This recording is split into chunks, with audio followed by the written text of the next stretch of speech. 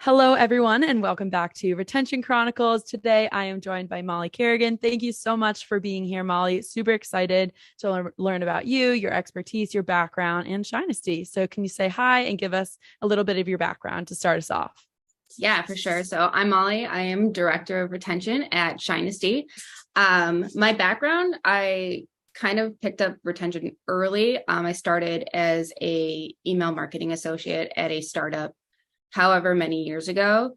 And from there, email being like the primary retention channel, like especially back then, I just kind of started grabbing everything I could that was related to the customer experience and finding ways to make them come back.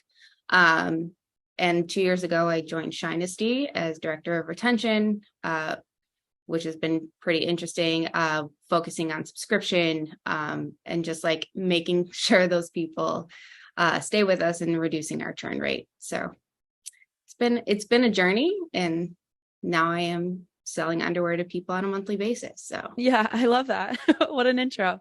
Yeah, it's interesting. Like you said, email was like, I feel like retention was email, like they were one of the same. And I feel like that's like broadened a little bit. You're shaking your head. Can you yes, give us like your thoughts around that?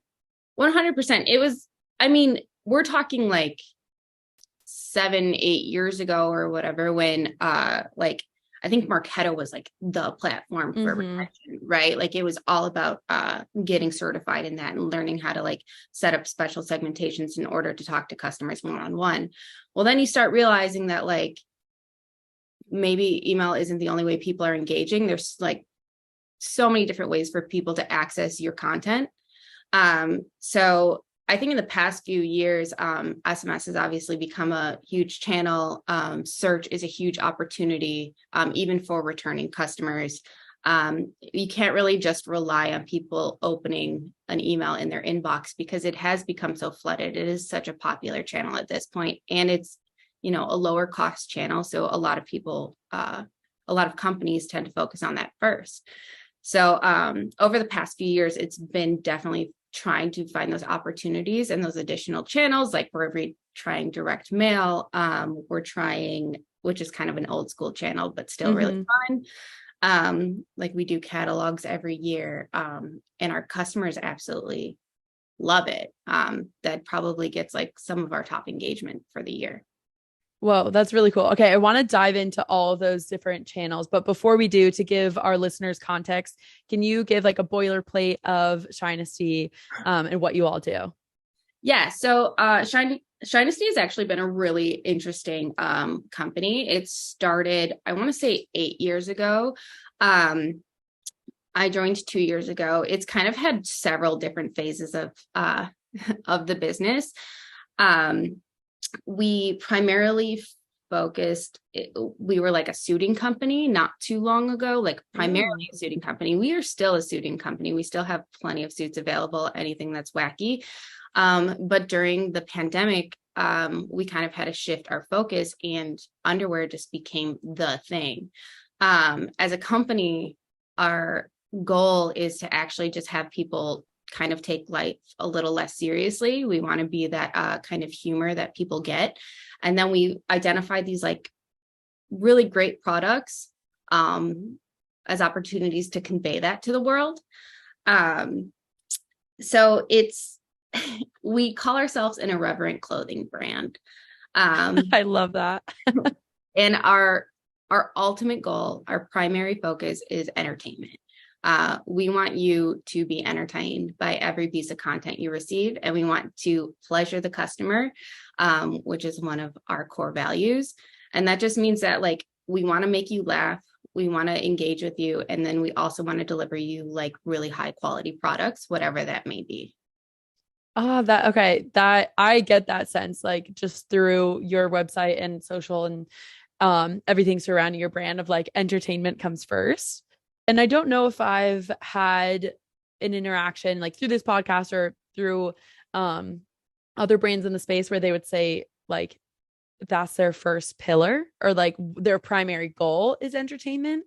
So I think that's like a really interesting take to hear like what you want to do. And it's of course centered around other brands. Like you want to make sure you're taking care of the customer, right? But to like have entertainment be the core. I think that's a really fun take. I'm sure there's a lot that you get to play around with in that arena as well. I mean, the meetings with the creative team, like we have an amazing creative team and everybody has their own opinion. And to be completely honest, like everyone here is a bit of a weirdo, but like in the best way. Mm-hmm. And I think that really helps us engage with our customers because like they're building off of our customers. We're fishing for that kind of response. We want people to like interact with us and like feed us that information of like what they're looking for and like what makes them laugh and what kind of like keeps them going. Like even if you're not necessarily purchasing from us, like right off the bat, we're still going to send you content and we're going to like interact with you in a way that like hopefully at least brings a smile to your face or like gives you that kind of break from like how serious the world is currently and just like gives you a little chuckle, right? Mm-hmm. Yeah. And also it makes sense around because I didn't know the background behind you all being concentrated in suits before the pandemic. But it also makes sense that when the company shifted um during the pandemic in terms of like your product catalog, the thing that still like reigned true for your company was the entertainment factor. And like people during the pandemic needed exactly what you just said, like something a little bit more lighthearted, something that was easily digestible and like put a smile on your face. So I'm sure, would you say like that kind of like, I feel like that matched very well with just what was going on in our world. Yeah. And honestly, people loved it. I mean, not everyone loves it, right? Like, no, Right, not right. everyone joins a brand and is like, wow, yeah, I'm here for the jokes. Like, no, they're here for the Mm-hmm. products. And like sometimes Yeah. it's off-putting because we're taking those moments where like some people just, have serious things going on in their lives. And like some people find comfort in humor, others don't. And we're totally respectful of that, right? We want everyone to enjoy our brand. Um, but I think I mean, that was our philosophy before the pandemic. Mm-hmm. And then post, it just like stuck with us and it really helped us. And it brought joy to like us as well as our customer base. Yeah. Yeah, that makes a lot of sense. I can't wait to like dive further into all of that. But like I said, I wanted to go into those different channels and you mentioned like the mailer, which I've on this podcast heard I think two other brands who are exploring, or at the time, I guess I should say at the time we're exploring direct mailers. And it's kind of funny because I feel like we transitioned from direct mailers to email once things started going online. And now it's like, oh, we're kind of going back a little bit to direct mailers and um something like a physical catalog, like paper catalog. So can you walk us through what that whole experience has been like? Yeah. So when I joined, the catalog was just like something that we did. It's like, this is happening every year and we will continue to do it. Um, it gives us the opportunity because we do have such a wide range of products to really like highlight each and every one of those. But each page is like, has this basis of some type of humor or some type of story behind it. And we get more responses, both negative and positive, about receiving these pieces in the mail, right? Because they are shocking. Our unsubscribe list is people really let us know why they unsubscribed, and it's Yep. usually for like we have like a saying like Shinesty, not a porn site, right? Like Mm-hmm. it's not vulgar or like anything in a way that like us like what our brand stands for, right? But it is kind of like in people's faces, I guess. And we do a huge mailing every holiday. We usually do about 2 drops. This is something that isn't new for the company, but something that we will stick to doing because our customers love it so much. It's it is a huge lift on our creative team. So we do need to make sure that we're making sure we have the correct resources for it. Like we need to make sure we have our photographers and like our copywriters get pulled and are very focused on this. Our designers like absolutely crush it. It basically takes up a good amount of our time. But in the end, it's truly worth it to just have that kind of customer engagement. obviously there's the sales aspect of it, and it does continue to perform well, which is like totally great and allows us to continue to do it. But the approach is strictly like usually just engagement. It's like, how do we get our customers to engage? How do we get them to respond? And we get an insane amount of responses, both positive and negative. And then what that allows us to do is that allows us to feed additional content through additional channels, right? Like we will highlight our catalog on social, we'll highlight our catalog via email. We kind of get to do these kind of recaps, which are stories from our customers. And this gets people really stoked to sign up for it, right? Like if you saw that we had this catalog and you want to receive it next year, just let us know and we're going to add you to that list. So it allows us to like grow our customer base in that way. Because they see the responses and they like pick the side that they kind of lean towards more. And either they can be like, I never want this in my inbox. But we see a lot of like, please sign me up for that. Like, so we have people asking us to deliver them physical mail, and we do our best to like make sure that's in their inbox next year. Yeah, that's really interesting. It kind of like plays into FOMO marketing a bit. It's like, because you see someone and like great UGC as well, or great social proof where you have like a testimonial from one of your like some people who are getting the catalog and they're like, oh my God, this is so great. I love it. Or the other people who it's not their jam. And if you're seeing that as a consumer, you're like, what are they getting? I want to see what they're getting, right? Like if they have it, I want it. So I love using that like catalog as a piece of entertainment, but then also as a piece to grow your outreach and grow your list. Cause I mean, I could see that working on me, right? Like it's kind of working on me the way you're pitching it, honestly. Is like, I'm like, oh my God, I want to see it. Yeah. I'm like, bring it out right now. Yeah, I got you. Stacks of them right here. I'll send one directly to you. Oh, amazing. And you said like customers will share like their stories and give feedback. Are there any that like are more wild, like stand out, like any that you remember if like having gone through those responses? It's okay if not. I mean, I do remember in 2021. So like, you know, the people who are not so happy tend to stand out a little bit more. That's fair. That's fair. But like, you know, we don't take it personally. We're like, okay, you didn't want to receive it. We won't do it again. We actually had a man write a script, to unsubscribe. I think it ended up being 1,200 times. So basically they wrote this kind of like bot that like would constantly like flood us with unsubscribes. And he's like, if you're sending this to me, I'm sending this to you. And yeah, the time that must have taken.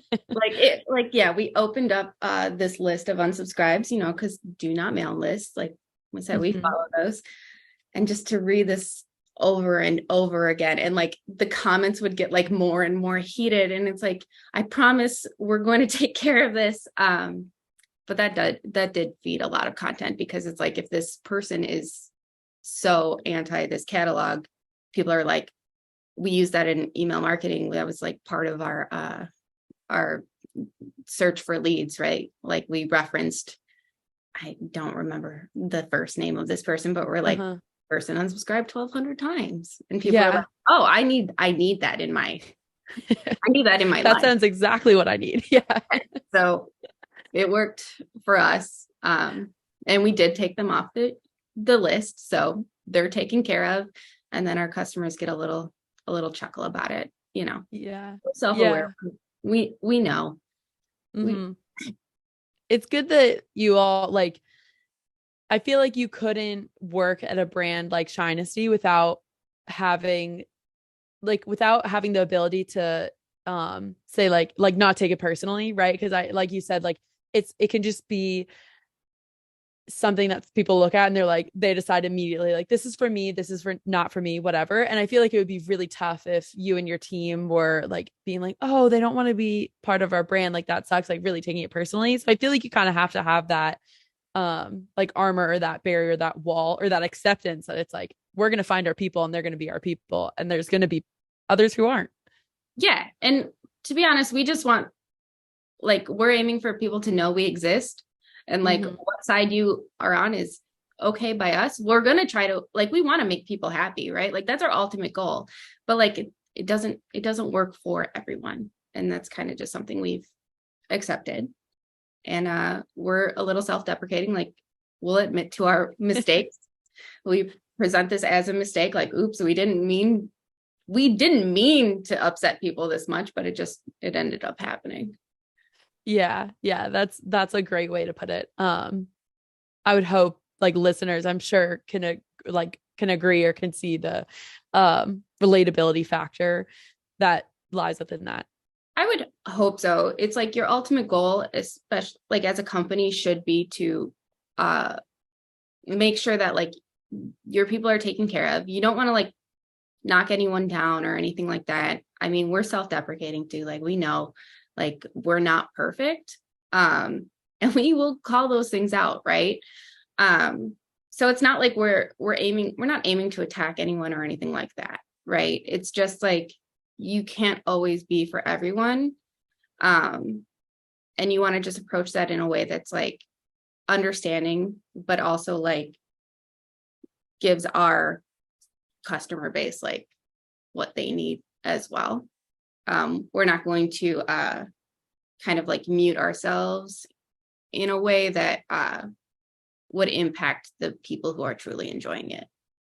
Yeah, yeah, that makes a lot of sense. And I too think like as we're talking about how your branding is centered around entertainment and putting a smile on someone's face, I also feel like, at least this was my perspective, was like their entertainment, like the delivery of education around like what your brand is about is through the lens of like humor, right?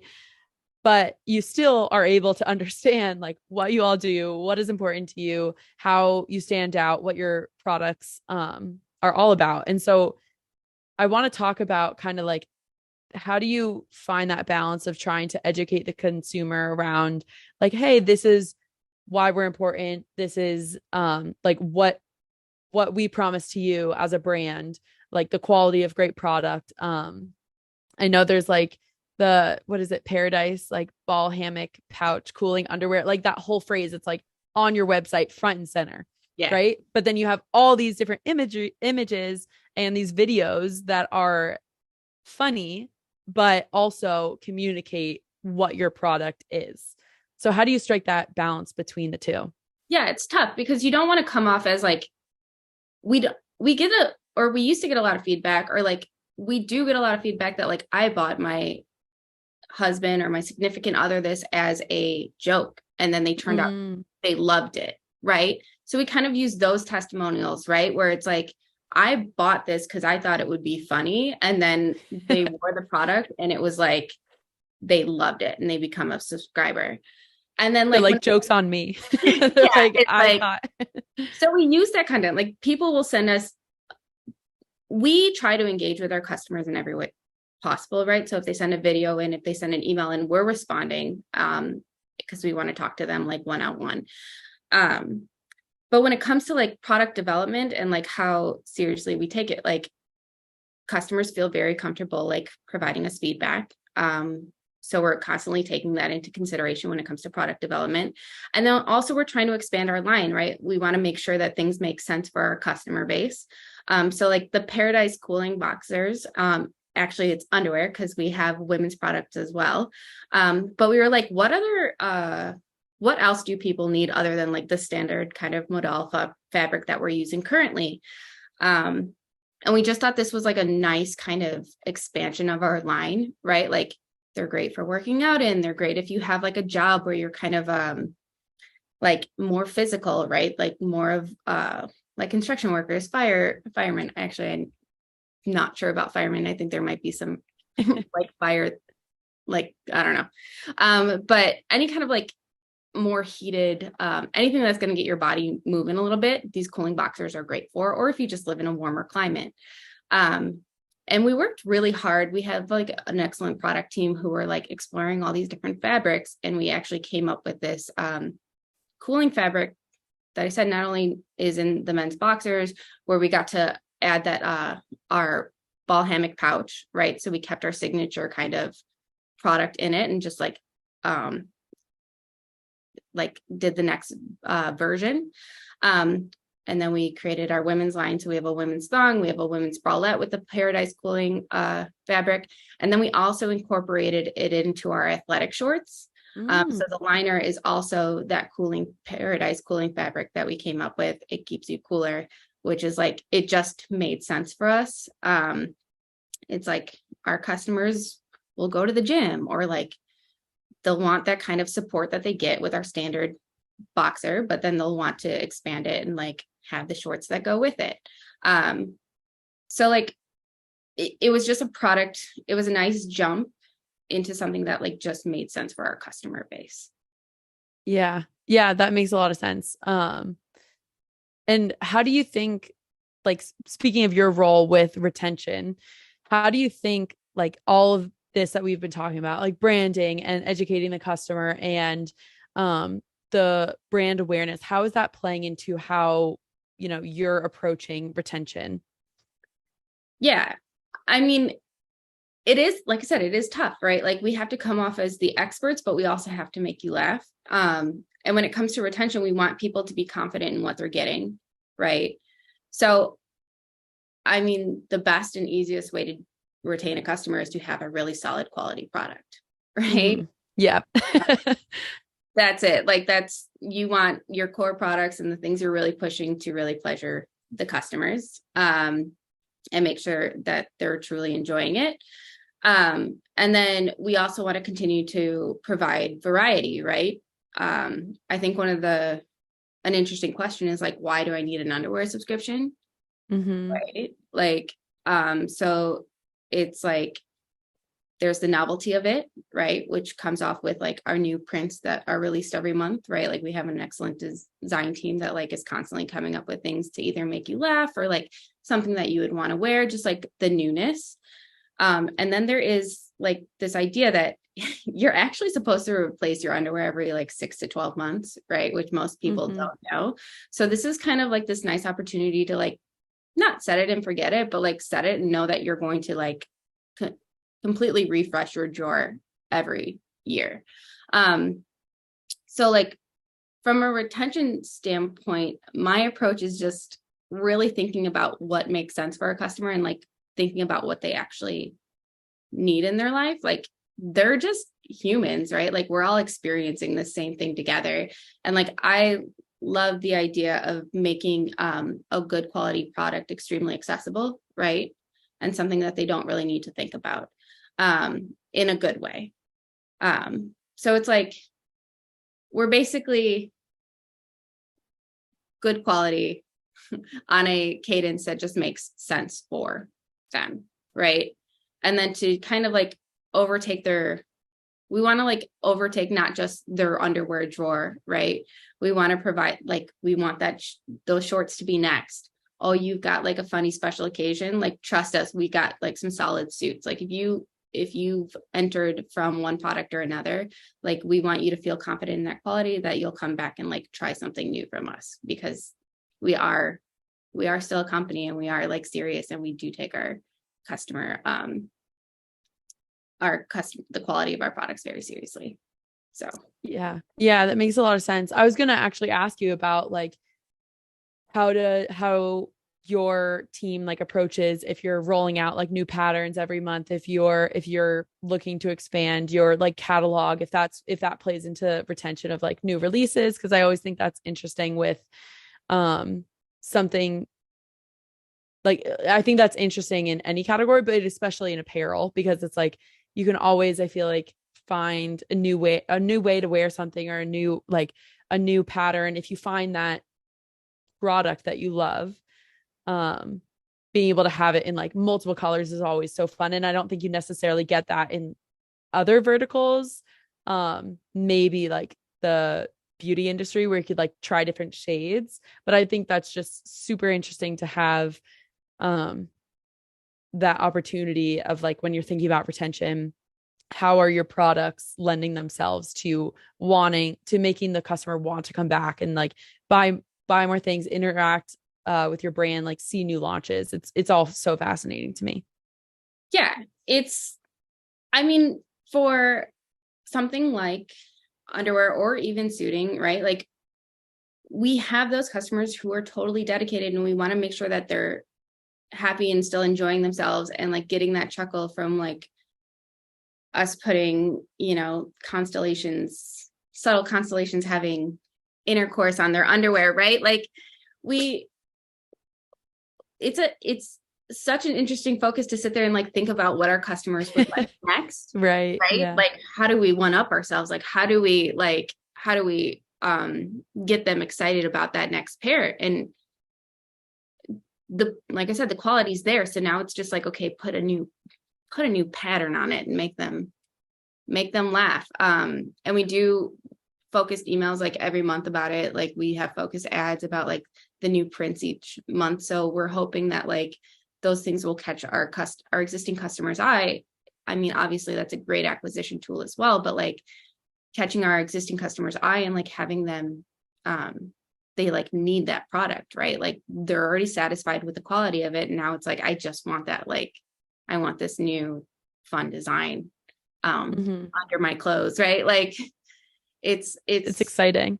Yeah, it's exciting. And it's like kind of funny to just have the idea of like, you know, that you have a hot dog, like hot dog print on your underwear and you're like in a business meeting. I just think that's like the weirdest, funnest little like joke that you can have for yourself. Yeah, it makes things a little bit lighter, which goes back to obviously what we were talking about in the beginning of the episode. It reminds me of like funky socks, you know, where people like, even if they're in more of a like, I don't want to say uptight, but like posh or like more professional setting. Yeah. You know, you can just see like a little pattern peek, like a sock peeking out, and you're like, oh, that's fun. Or like ties where it's like a little hint of it. It's kind of similar. I mean, obviously, well, people probably aren't seeing your underwear in the same way. Yeah. But maybe they are, you know, don't judge. But it's like kind of like that little hint to yourself where you're like, oh, like this it adds just a little bit of nuance to each day, because you're like, oh, I'm picking out my outfit. Which pair am I going to wear? Yeah. It makes you think about it. And it's like you can open your drawer and truly have your favorite pair of underwear based on like a pattern or like whatever your vibe is for that day. Or have it be like a good luck charm too. Like I see that 1,000%. You also mentioned the like component of Shinesty of having like subscriptions, like a subscription offering, and being able to kind of take that weight off of the consumer of like, hey, you don't have to think about this, but your underwear does need to be replaced every few months. And so am I correct in saying like you have like one-off sales and then you also offer subscription, correct? Yeah, we have we do both. A subscription doesn't fit for everybody, right? I think that is an interesting part of retention, right? Where someone comes in and they buy a single pair, or like they come in and they buy a single pair and they then like a month later they buy another single pair, right? Or are you a pack purchaser where you're buying 3 or 6 at once, you know? So not everyone fits the same mold. And from a retention standpoint, basically what we're trying to figure out is like what makes the most sense for you. So if you're like coming in, you're a new purchaser, you haven't committed to like a pack, you haven't committed to a subscription, you're kind of just laying there and like, I don't know what I want to do next. Our goal is to present you with like your best buying options. Like this makes sense for you. Because obviously there's like incentives and to however which way you want to buy, right? If you want the novelty and you want the funness and newness every month, like I think presenting you with a subscription is going to make the most sense, because it's like you kind of get this discount, you get this something exciting in the mail every day. You're kind of looking, or every month, you're looking for this like kind of fun aspect of it. If you're just like, I see 6 prints that I like on that, it's like, then go and like build a pack builder. Like we're going to present you with that option, right? We're going to give you incentives to building, you know, a 6-pack or like a 3-pack or whatever you're looking for in that moment. So it's like finding those things that just make sense for the type of buyer that you are, right? We're not going to force you to be a subscriber. there's going to be benefits to being a subscriber, and maybe that fits your personality. We're not going to force you to buy a pack, but like in reality, this is probably best for you because of the discount you get. It's like done, and then your drawer is refreshed all at once. And then you can come back in like 6 to 12 months whenever you need something new, and shop the same way. So it's like, there's different paths that people can take. There's people who will never be a subscriber, and that's totally fine. We're not going to make you commit to that, but we're going to present that to you because we believe this is the best way to buy, like as a consumer. Right. And do you happen to know off the top of your head where like the divide is? Like, do you typically see most people fall within the subscription category, or most people are like bundling? Do you know the difference Yeah. there? I mean, a lot, I would say it's a lot of subscription, right? Mm-hmm. Like it's a lot of subscription. A lot of people are looking for that. People who like the fun, loud prints are like usually down for subscription. We do have like Right. a classic subscription, which maybe doesn't take up as much of our customer base, but like it's still an option for people. A lot of pack builders tend to be, I don't want to say more classic, but maybe a mix of like more classic solid prints. Like you're there for the strictly for the, you love this product and you're strictly there for the quality of it. So you're like purchasing more at once, where like subscription gets you like the newness and like excitement of the seasonal prints and stuff like that. So it's like more, how I look at it, it's more like based on what you want that experience to be. Do you want it to be fun and exciting every month, or do you just like want to pick your prints and like continue on with your year? Yeah. Right. Okay. That makes sense.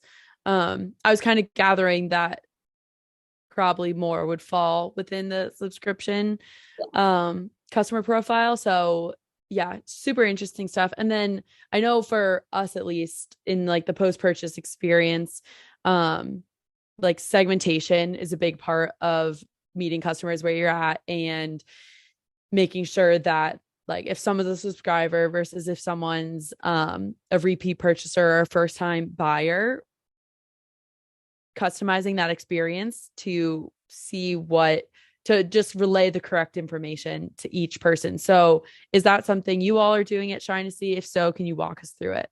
Yeah, for sure. And there, I would like to say there's always opportunity to do more, right? Like we're learning more and more Mm-hmm. each day. So like improving those kind of experiences is something we're focused on.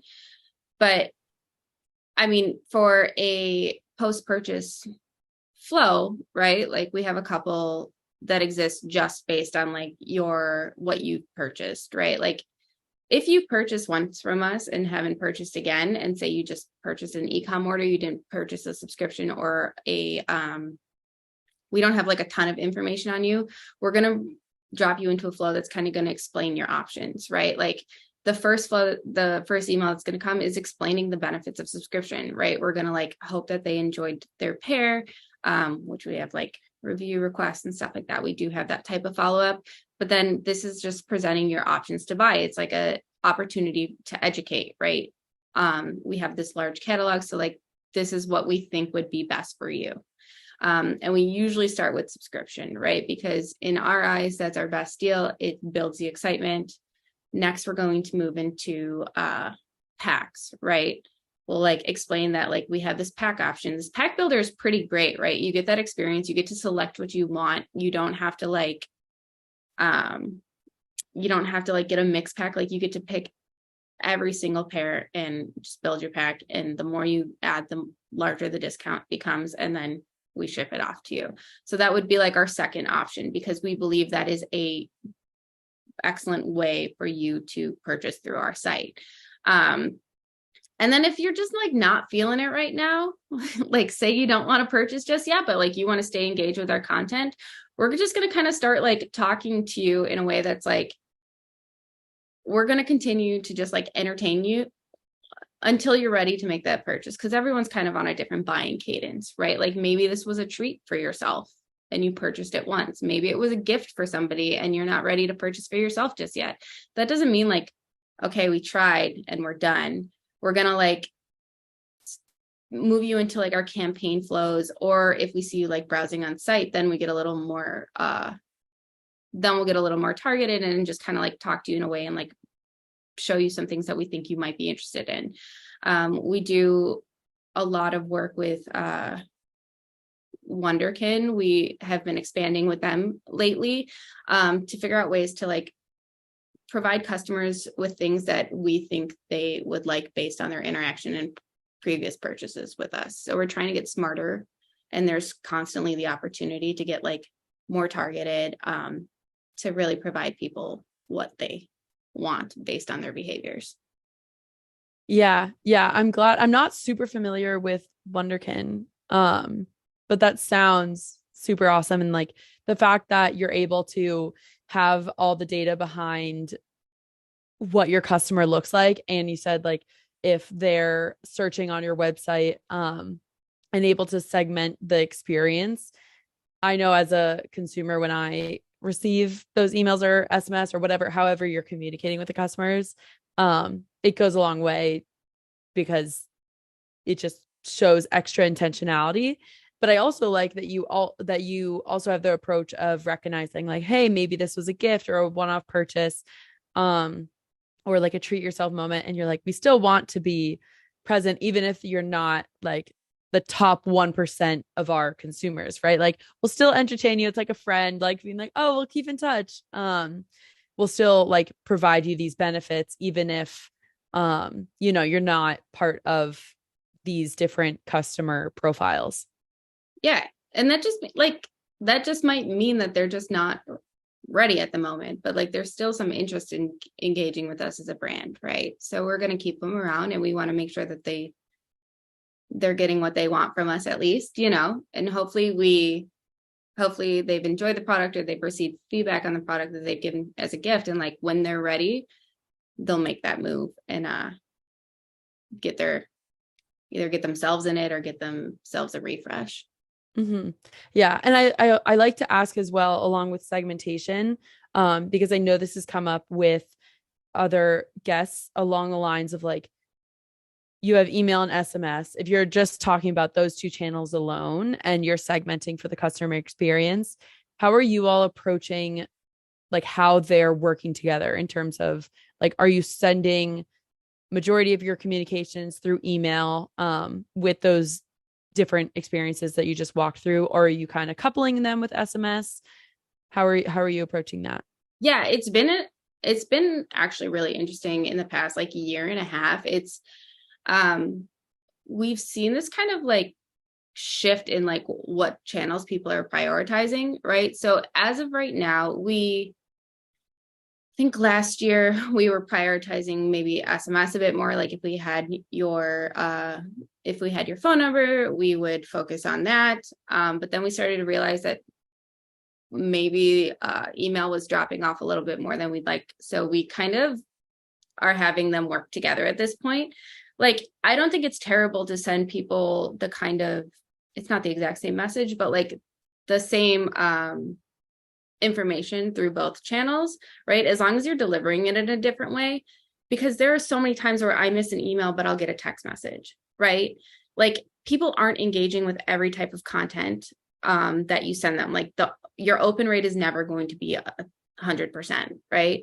So it's like giving them multiple touch points is okay, as long as you're not like just copy and pasting like I sent you this email and then basically I sent you the exact same thing in a text. Like we're going to feed you like some sense of humor in both. And like if you happen to open both, hopefully you got like at least the joke from both, like you got that entertainment factor from both. But we do, as of right now, we aren't prioritizing one over the other because people's engagement and like what channels they're focused on is constantly shifting. It's been more apparent, I think, in the past like 2 years, year and a half of just like SMS taking off, maybe email inboxes getting a little too flooded, that you need those multiple touch points in order to make sure that like you're having the opportunity to talk to your customer. Yeah, right. And two, if it's information that is beneficial, like you want information to be delivered to the consumer. I don't think, like, I'm of the same personal standpoint, just as a consumer, where it's like, I'm okay with someone emailing me and texting or sending SMS, um, as long as it's like valuable, right? Like if it's not valuable and it's annoying, then nobody, I think nobody would want that, right? No. And like, it's not our goal to like spam you in any way. Yeah. In order to qualify for those types of texts and emails, right, you have to like have behaved with us in a way that we believe that like this is what's going to make most sense for you right now, right? Like we're honestly, it's coming from a place of like wanting to help the customer. Yes. Yeah. Right? Like there's a lot of stuff online, there's a lot of stuff on our site, and we're just trying to like help you make that decision a bit more, like, and serve you relevant content. So it's like, if someone was just spamming me and like sending me like, buy this black pair of underwear, can you buy this black pair of underwear? How about this black Did pair you do of it underwear? yet? Yeah. Yeah, like that would drive me nuts, right? Like, Yeah. and I don't want to do that to our customer base. But if it's like you came in and we can see that you're interested in subscription, but maybe like you don't fully understand it, or like you need a little more information on it, we want to provide that to you. If you want to consume that via an email, great. Or we're going to try to like drop you on a page on the website that's going to explain the subscription benefits to you. And that's like strictly for educational purposes, right? Like we want you to be informed about what you're looking for. And we're making our best guess at like, based on your behaviors of like what we can serve you. Right. Yeah. And I think that's what shows up with the brands that are taking that approach, like you all are, where it's like, okay, we're trying to use all the information we possibly can to predict like what makes the most sense for you at this time, at this customer stage. And I think that's where people are going to start to, if they're not already in the boat of like, oh, send me a SMS along with an email because I'll just see which one I open first. Or like say I get an SMS about it and then I'm like, okay, awesome. And then I see that I have an email and has more information around it. Like that's then up to me and I get to choose how I'm interacting with the content, but it's the accessibility or the ease of usability where it's like, okay, I don't have to go look through a website for something that I want. And like take time out of my day to go find these answers. Like someone's just serving them up on a silver platter for me to consume. Exactly. It's just about like getting you the correct information that we think you're looking for to help you make a decision and hopefully serve you products that you are truly interested in. And like, obviously we're constantly improving that kind of like understanding of our customer base. And it's like, if like past customers have loved this, they've also loved that, you know, like customers who behaved like you or like have resonated with like similar products, like we think this would be great for you. Because we were taking the approach that like, if you're still interested, there is something about a product that you loved or like you really enjoyed, and you're just looking for that next one. And like I said, like people don't have a ton of time to like go through websites, right? Like if you're shopping online, it's like maybe 10 minutes of my day and I need to go and make a decision, submit the order and move on with my life, right? Like people aren't spending like hours. They're like scrolling on their phone for a few minutes and like that's their opportunity to shop. Right.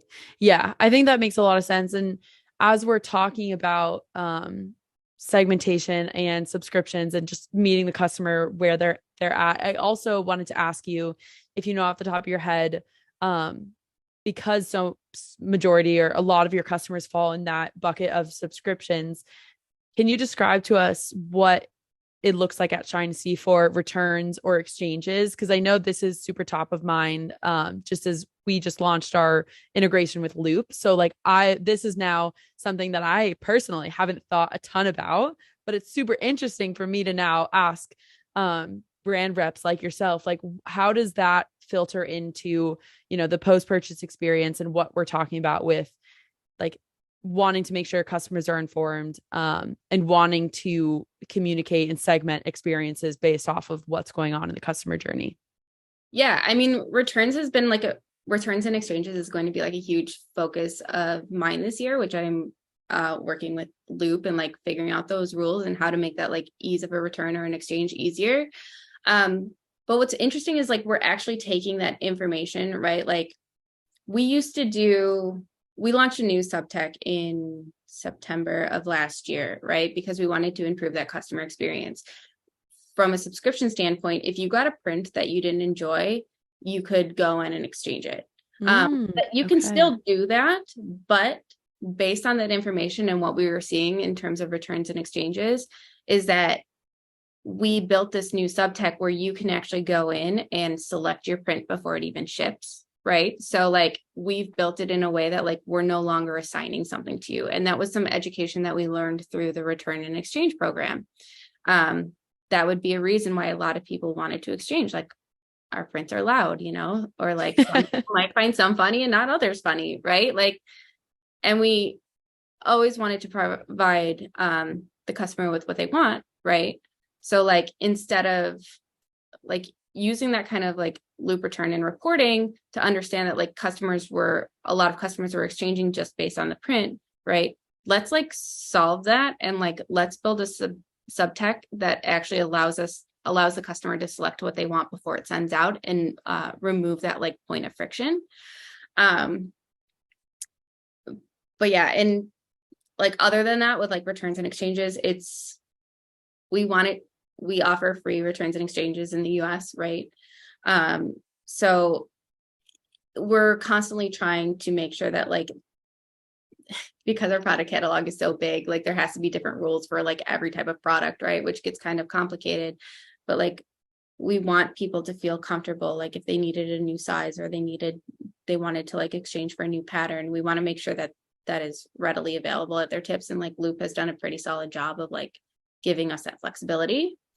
We also are working on like integrating Loop directly into our CX platform, you know, just so we can like quickly take care of that for the customer.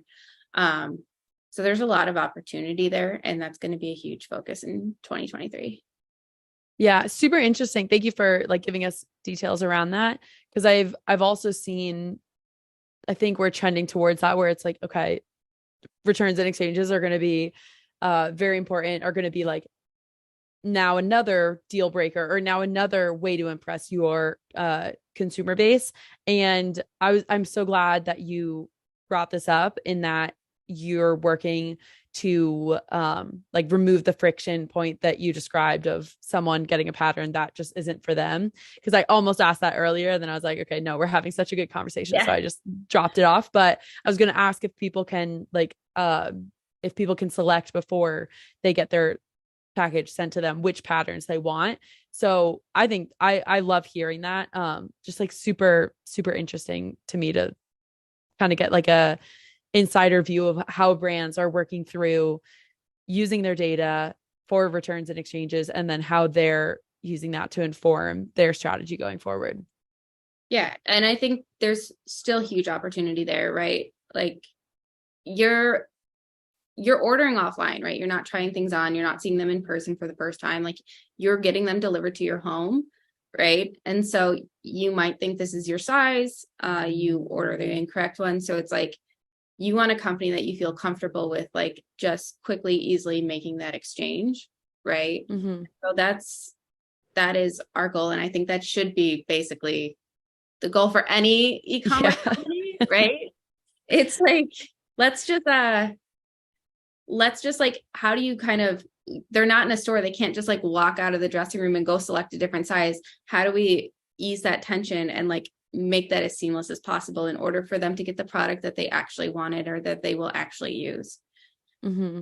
Yeah, I love that. And I think that very well encompasses everything that we've been talking about for this whole episode, in terms of just meeting customers where they're at and making sure that what you're doing reduces friction and provides like the best experience that you all can possibly give. So I know we're at time. I wish we could keep talking because this has been so amazing. But thank you so much, Molly, for sharing your expertise and for coming on the podcast today. It's been wonderful. Yeah, for sure. This was totally great. It was great talking with you. And yeah, check us out at shinesty.com. Love it. Love it. Thank you.